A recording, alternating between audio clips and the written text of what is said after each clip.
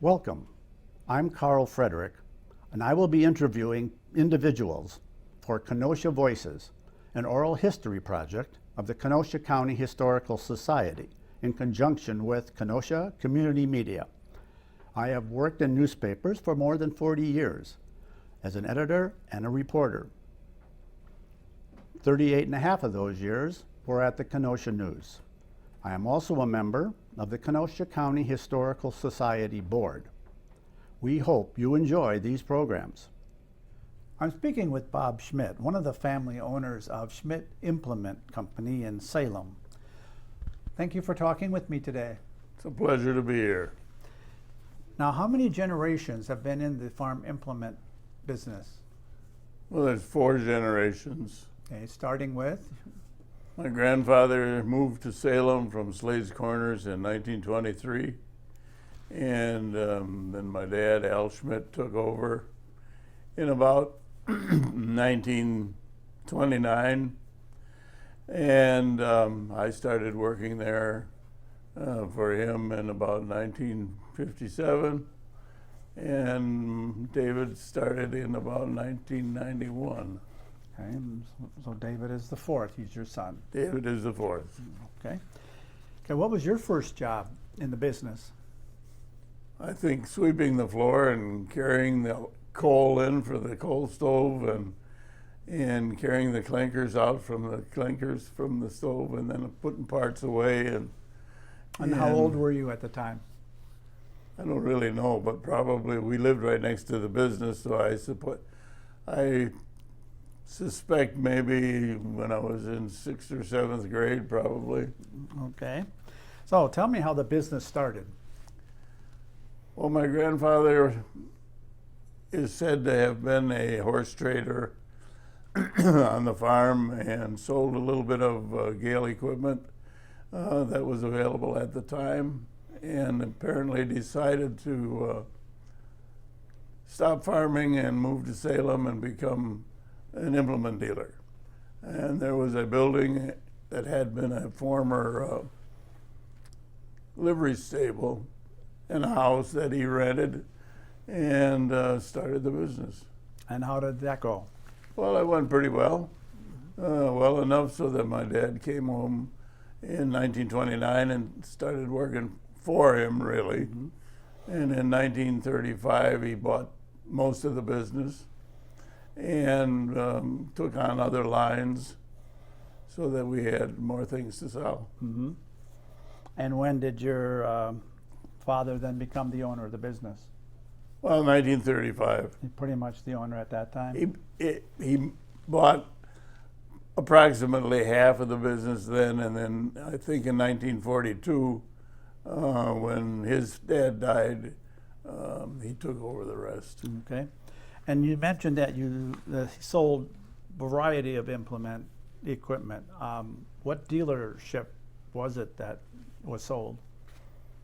Well, from what I understand, in the early days of the implement business, you could have a major line or a main line, and then if somebody came in and wanted something else, you could go to that other manufacturer and buy it and sell it also.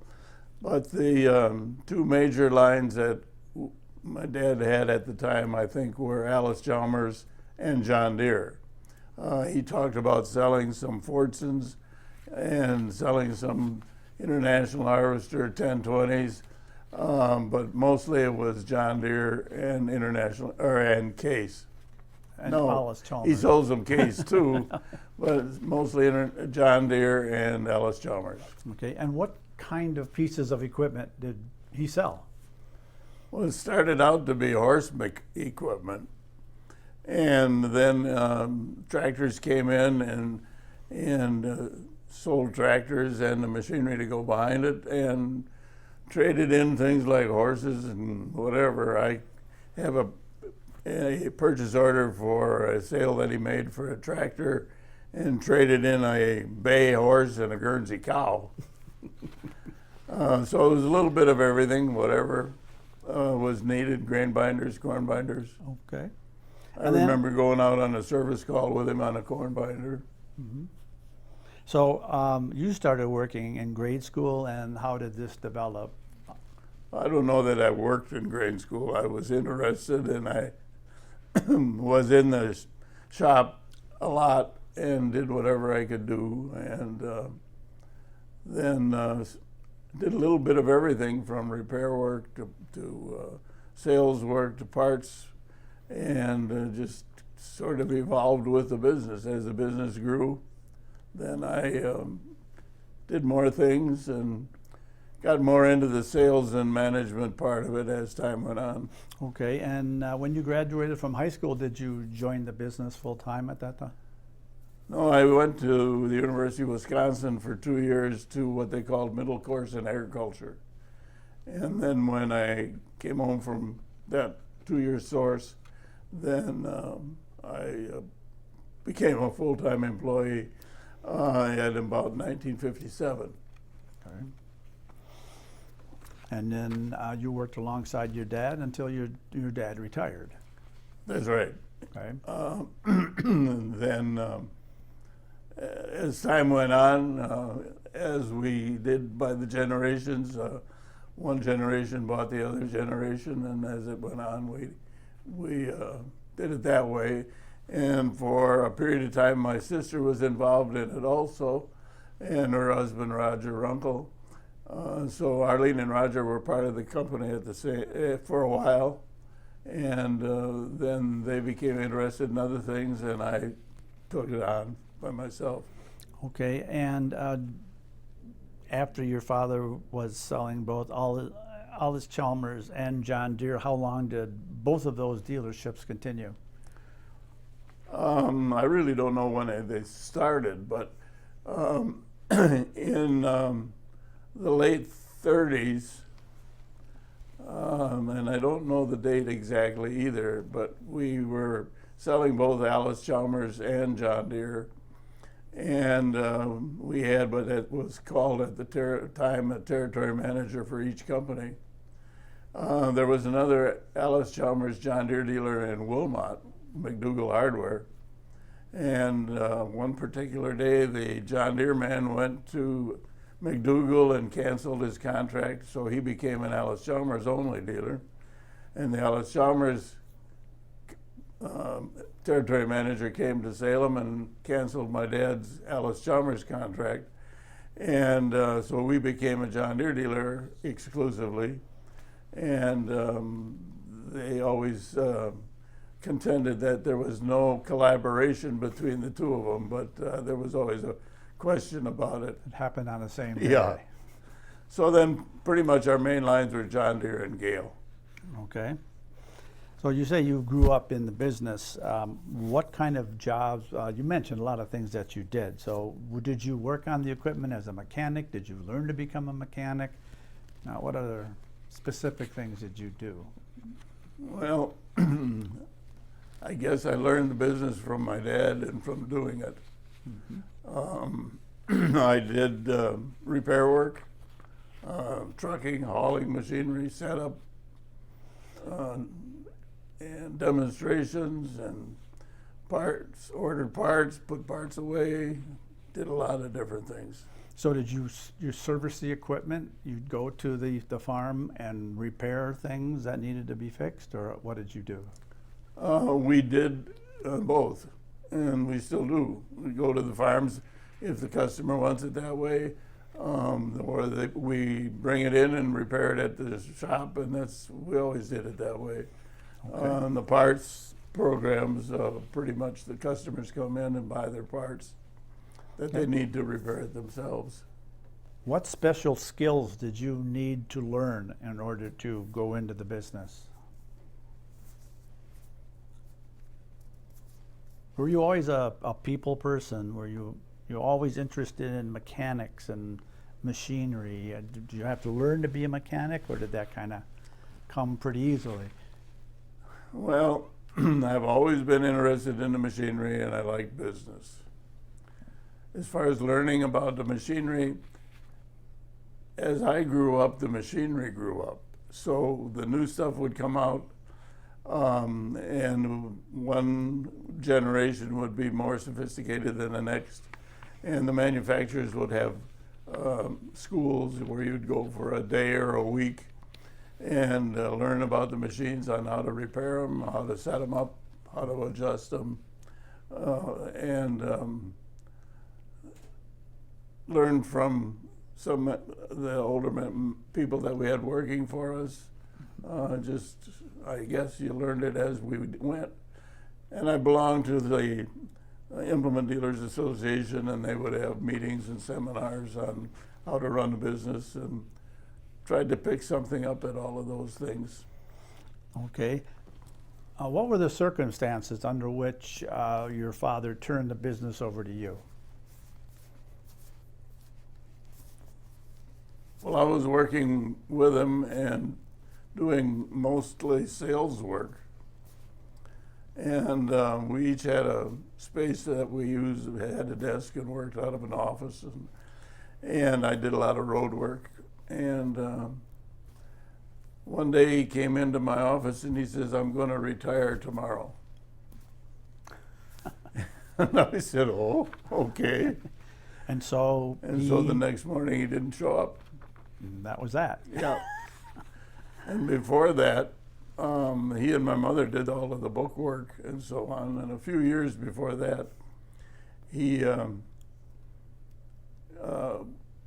well, for a long time, they would get the books closed at the end of the year, and then they'd take them to the auditor and take off and go to Florida for a short period. Mm-hmm. And one year he came in and he said, you're big enough now, you can do the books and you can take them into the auditor. He says, "We're going to Florida tomorrow morning." And so I learned the accounting system rather quickly. Oh. Okay, and your son David, when did he become involved in the company? Well, he graduated from Platteville in ag engineering and came to work for us. And I believe the year was 1991.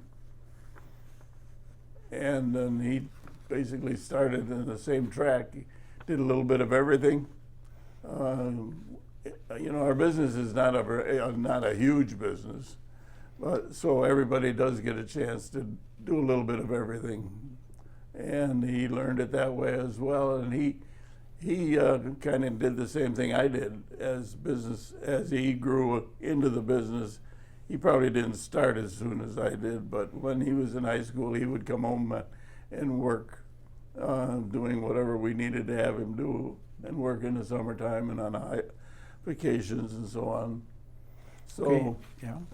Okay. And when he decided to go to school, and he kept telling us that he wanted to be in the business. And so we said, "All right, well, you have to go to college. And after you get done with college, you have to work for another implement dealer someplace or somebody." Mm-hmm. So he did that. He worked for another John Deere dealer first for a while, and then he came to work with us. Okay, and when did he buy the business? We had a plan that it was gradual. Mm-hmm. So as time went on, he took on more and I took on less. So it wasn't a hard date. Yeah. But he took on less and became the president of the company. Okay, and when did you retire then? Well, as the farm equipment business has changed a lot, implement dealerships have gone from being individual dealerships to being groups of dealerships. So in 2012, we sold our business to Mid-State Equipment, which is another family-owned dealership in southeastern Wisconsin. So at that time, I retired. David had been running the business for some time before that, and so he made the arrangements with Mid-State to make the transition. I decided that that's when I was going to retire, and so I officially retired then. But somehow or another it got in my blood, and so even till today I go to work and do what they need me to do and sell a little bit here and there and enjoy visiting with a lot of my old customers. And So this was in 2012 when the business was sold to Midstate. Right. And so David now serves as the manager of David is the manager of Midstate Salem, and it's operated basically as an independent individual business, but we have the benefits of inventory and discounts and so on that go with being part of a bigger group. And he also is part of the management group for all of the 7 stores of Midstate. Okay. Now you say you still go to work every day. Now, you retired and went to Midstate, or you went to your son and said, I'm retiring, but I still want to come in? Well, when we made the deal with Midstate, they asked me what I wanted to do, and I said, well, I would like to be able to come and do what you need me to do. I have a place to have an office, and I said, I really don't want to be a full-time employee, but just be able to come in and sell a little and do a little and not have any obligations. And on the other hand, you wouldn't have any obligations to me. So that's how we have it. Okay, so no salary, No salary. no benefits, No. just have an office Yep. that you can come in or not. That's right. That's pretty much it. That's right. So Okay. when you said, when you want to do this, I said it didn't make much difference. Okay. So in the implement business, over time and generations, how do you find employees to work in a business like that? Well, the employees in the business are kind of unique because they have to kind of understand the farming business, and also the homeowner business, because we have gone from being a straight farm equipment business to being at least half and half non-farm, lawn equipment and commercial equipment and so on. So it's nice to be able to find young fellows that are off the farm, and we have done that a lot over the years. We have several employees that at the end of their high school career, their dads came in with them and said, is there anything this kid can do for you? And in about 4 or 5 cases, we said yes, and we handed them a broom, and they learned the business the same way the rest of us did. And got to be very, very good employees. We have a couple of them yet that are that way, and 2 guys that have been with us for, I would say, 40 years each. Wow. Okay. And then we pick up employees. I mean, we're pretty careful and pretty slow at hiring. So we get people that are interested in taking care of customers primarily. Okay. And how many employees are in the dealership? In Salem, I'm going to say about 22 or 3. Okay. What's the first thing you look for in an employee? The person, what his attitude is toward people.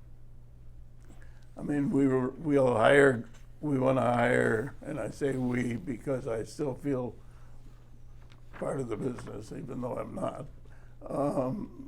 We want to hire people that are of good character, and if we hire the people of good character that are interested in people and even a little bit on the mechanical side, we can train them what we want them to do. Okay. And did the pandemic affect the business at all? It did not. We were very fortunate that the pandemic did not affect us. So you said you had been basically a rural implement company, and over time that started to evolve into an urban kind of business with lawn tractors and that type of commercial equipment as well.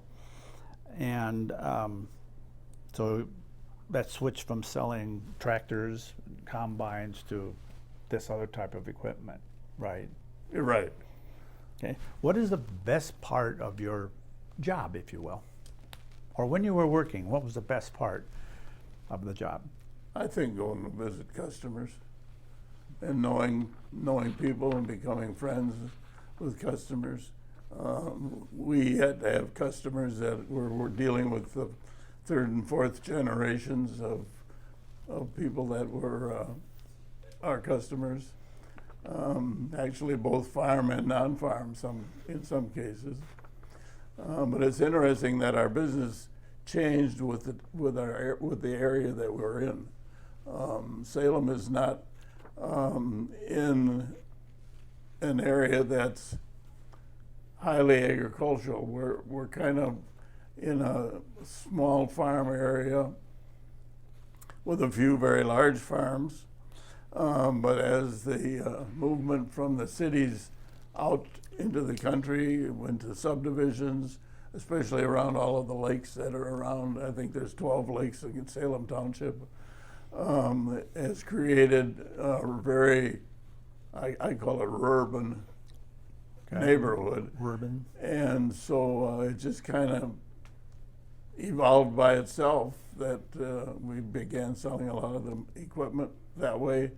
There's a very large number of people that really want to farm but can't. And so they'll come and buy 5, 10, 15 acres, and then they need some equipment. And so we range all the way from the smallest of the things John Deere has to sell to the largest. David has a customer that he has sold some of the biggest four-wheel drive tractors to, and big equipment. There's some very large customers, but not very many of them. Okay. And when someone buys this 10 or 15 acres and wants to farm, and they come to you and they say, I need this and I need that, and you go through a process with them as to, are you sure you need that? How does that work? Well, we try to figure out what they want to do. And in some cases, they're right on. They've got it figured out very well. And in some cases, if they would buy what they think they need, they'll be way off. And so what we try to do is figure out, well, what do you really want to do, and what will be the best piece of machinery for you? And in some cases, we'll tell them, well, don't buy it because it won't work for you. We would rather be honest with somebody and have what they buy from us, be happy with it and do their job than sell them a whole lot of stuff that they don't need. So how do you see the future of the business going, that type of business?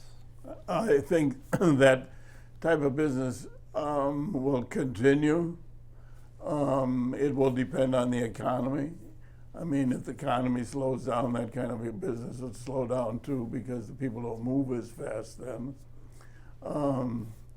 Some people get really enthused about their new rural life, and some people don't. So that changes hands. But I think that in our neighborhood, that will become more and more important all the time. So there's more and more people moving out here all the time.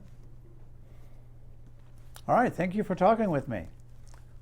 It's been interesting, bringing back memories.